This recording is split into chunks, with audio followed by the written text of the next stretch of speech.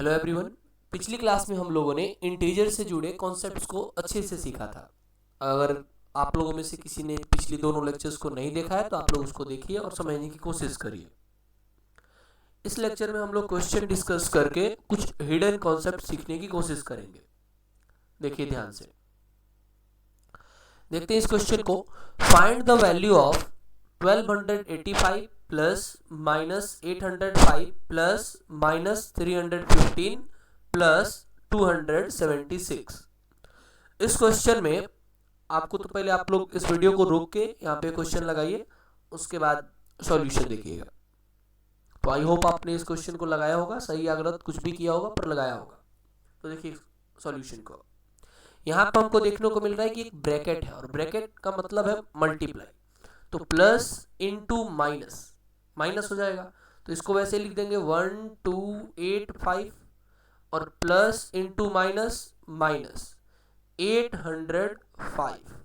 यहाँ पर भी दिख रहा है plus into minus, bracket means multiply, तो इधर भी लगा देंगे माइनस 315। यहाँ पर दिख रहा है प्लस 276, तो इसको लिख देंगे प्लस 276। अब इस क्वेश्चन में आगे क्या करेंगे कि जो प्लस वाला है उसको एक साथ जोड़ देंगे और माइनस वाले को एक साथ कर देंगे। देखते हैं 1285 प्लस 276, इसको एक में जोड़ दिए, माइनस 805 माइनस 315। हम लोग को ये नियम याद है कि जब सिंबल सेम रहता है तो जुड़ जाता है और सिंबल को लगा दिया जाता है। यहाँ पे देखिए 6 और 5 11 होगा, 6 और 5 11 होगा, 11 का 1 कैरी 1, 8 7 15 और 1 16 का 6 कैरी 1, 2 2 4 और 1 5 और ये 2 और ये 1 वैसे ही लगा देंगे, माइनस 5 और 5 10 का 0 कैरी 1, 0 और 1 और कैरी वाला 1 तो हो जाएगा 2, 8 और 3 11। आप लोग इसको जोड़ के देख सकते हैं, वैल्यू इतना ही आएगा।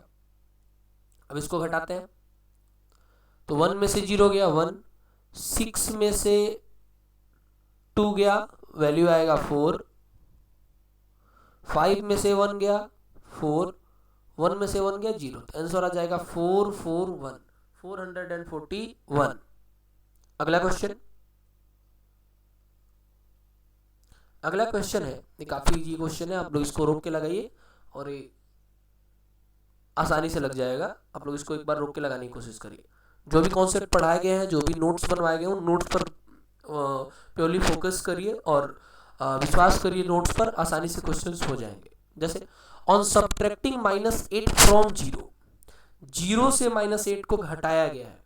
अब ये 0 है, 0 में से घटाया जा रहा है किसको, तो माइनस 8 को, तो वैल्यू कितना आएगा देखते हैं। माइनस इंटू माइनस तो हो जाएगा प्लस, तो 0 प्लस 8 बराबर 8।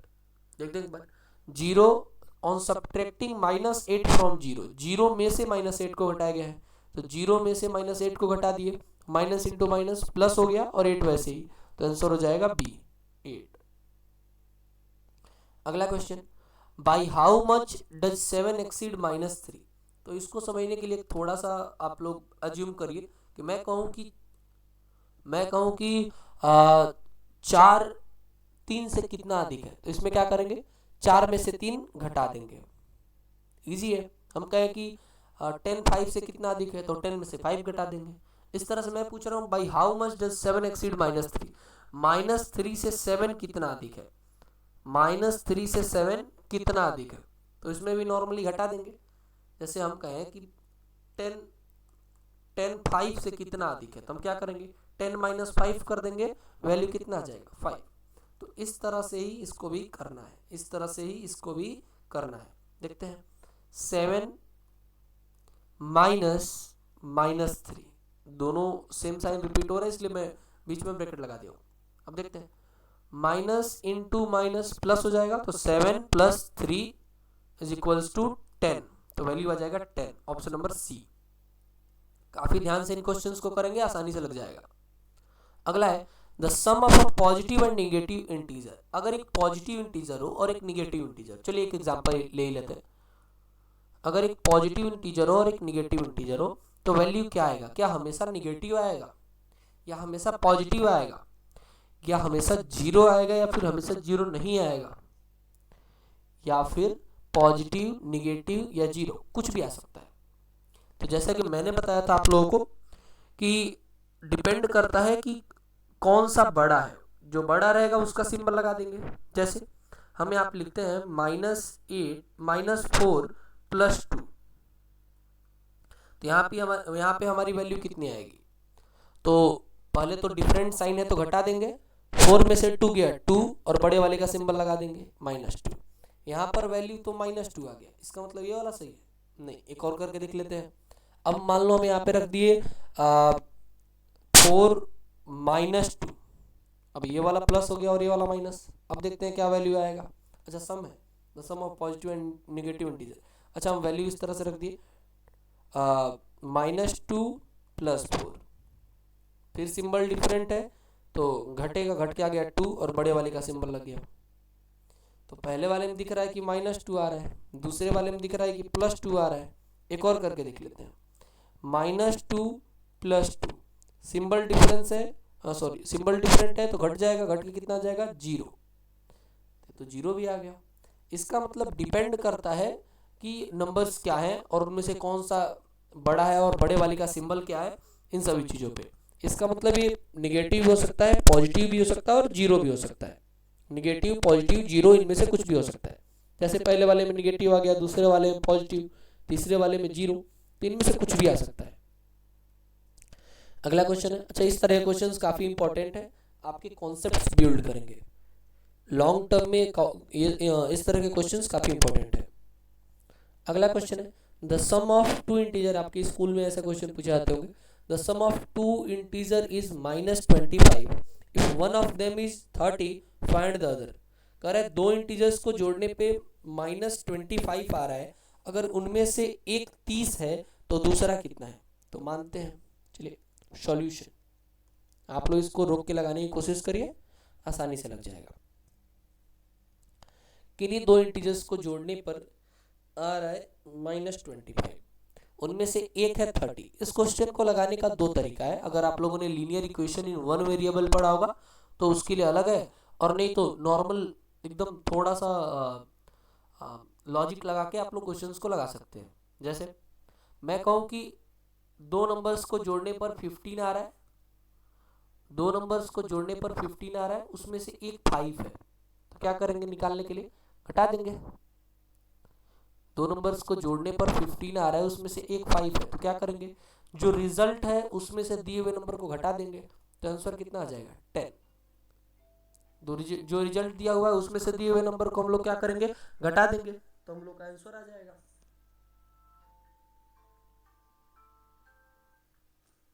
आसानी से आंसर आ जाएगा। अब यहाँ पर आप लोगों में से जिसको जौन सा मेथड समझ में आए वो वाला समझ लीजिए। देखते हैं आगे, इसको पहले इरेज कर दें, तब तक आप लोग इसको लगाइए, देखिए लग रहा है कि नहीं लग रहा है।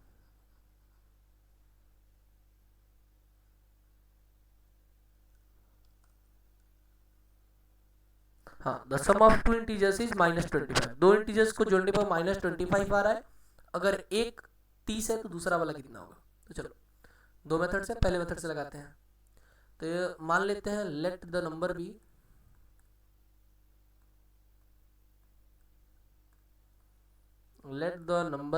अब जो नंबर नहीं दिया हुआ है उसको हम लोग मान लेते हैं x है, और x में इस 30 को जोड़ रहे हैं, क्योंकि दो नंबर को जोड़ रहे हैं, तो आंसर आ जा रहा है -25।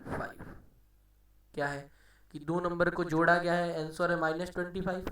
अगर एक 30 है तो दूसरा वाला कितना है?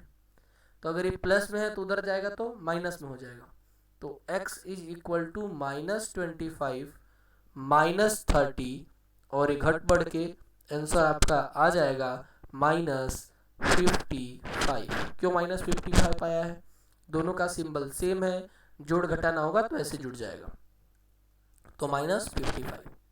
दूसरा मेथड, जो बच्चा थोड़ा सा लॉजिक लगाएगा, लॉजिकल मेथड से यूज करेगा, तो दो नंबर को जोड़ने पर अगर -25 आया है, उनमें से एक अगर 30 है तो दूसरा वाला कितना होगा, ये यही है।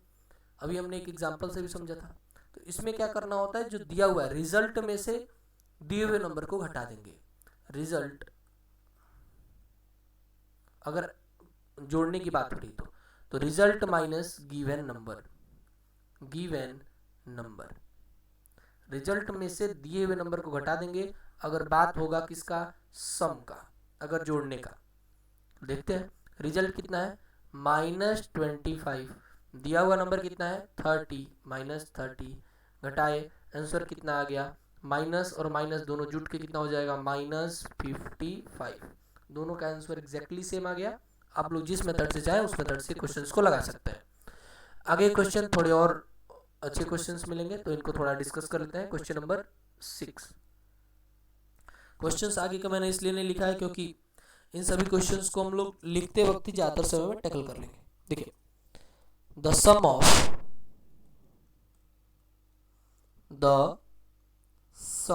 Of to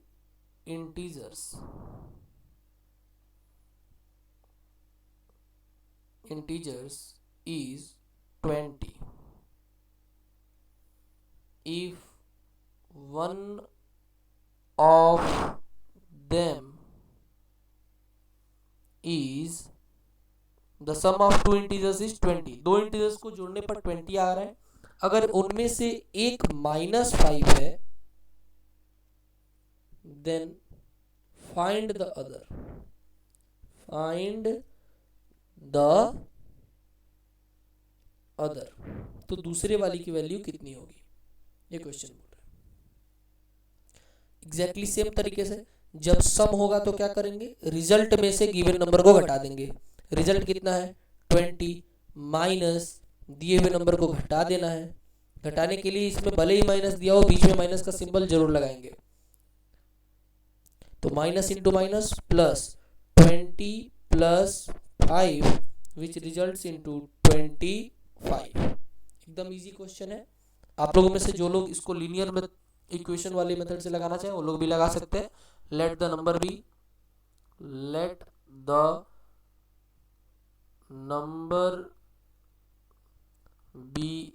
x, let the number be x, और ये दोनों the sum of two integers is 20। तो हम लोग मानते हैं इसको 20 + -5 is equal to, sorry x + -5 is equal to 20।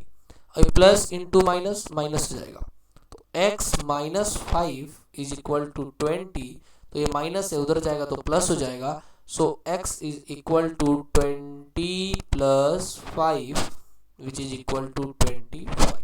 Normally जब भी सम दिया रहेगा हम लोग रिजल्ट, दोनों को जोड़ने पर रिजल्ट कितना है 20, रिजल्ट में से दिए हुए नंबर को घटा देंगे। तो घटाते वक्त यहाँ पे जोड़ भी हो गया है क्योंकि ये भी माइनस, ये भी minus, minus into minus plus हो गया, 20 + 5 25। एकदम इजी है, आप लोग अपने पास से ज़्यादा सोच के कन्फ्यूजन ना बनाए। क्वेश्चन नंबर 7 क्या कह रहा है, क्वेश्चन नंबर 7 कह रहा है कि प्रेडेसर और सक्सेसर पे लगा हुआ क्वेश्चन है। The successor of -16 is, the successor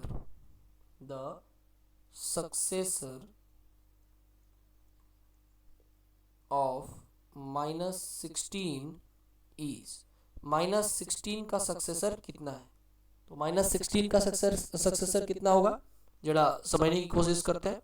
options भी दिए हुए, ऑप्शन नंबर ए है -15, ऑप्शन नंबर बी है -17, ऑप्शन नंबर सी है +15, ऑप्शन नंबर डी है +17। ठीक है, इस तरह क्वेश्चंस को करने के लिए पहले आप लोग जान लीजिए कि सक्सेसर और प्रेडेसर किसे कहते हैं। आई थिंक आप लोगों में ज़्यादातर लोगों को पता भी होगा पहले से कि सक्सेसर किसे कहते हैं।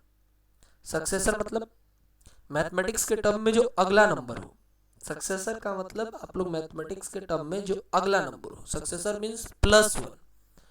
और प्रेडेसर मतलब जो इससे पहले वाला हो, तो प्रेडेसर हो जाएगा आप लोगों का, प्रेडेसर आप लोग का हो जाएगा -1, सक्सेसर +1, प्रेडेसर -1, सक्सेसर +1, प्रेडेसर -1। अब इसका सक्सेसर कितना होगा, तो -16 पहले से है +1, दोनों का सिंबल अलग अलग है तो घटेगा, 16 में से 1 गया 15, बड़ा वाला कौन है 16, तो माइनस लग जाएगा, आंसर आ गया -15। इन क्वेश्चंस को बहुत ही ध्यान से लगाएंगे, इनमें कोई दिक्कत नहीं होना चाहिए। क्वेश्चन नंबर 8, क्वेश्चन नंबर 8 इसमें कह रहा है कि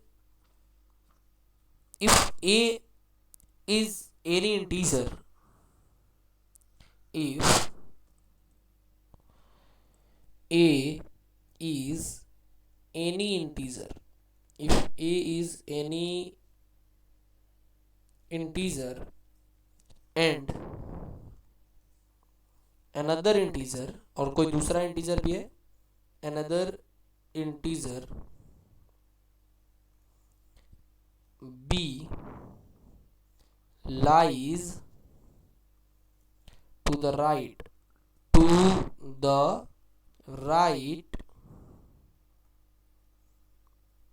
of a on the number line, on the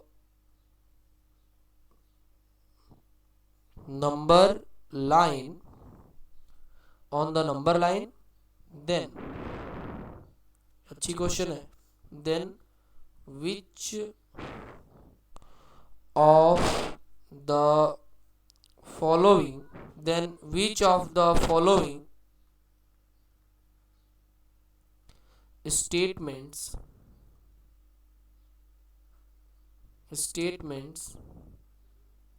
is true, then which of the following statements is true।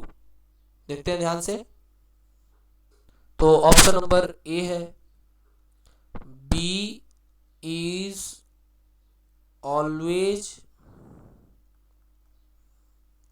greater than both 0 and a। Option number B है b is always greater than a but less than 0। Option number C a is always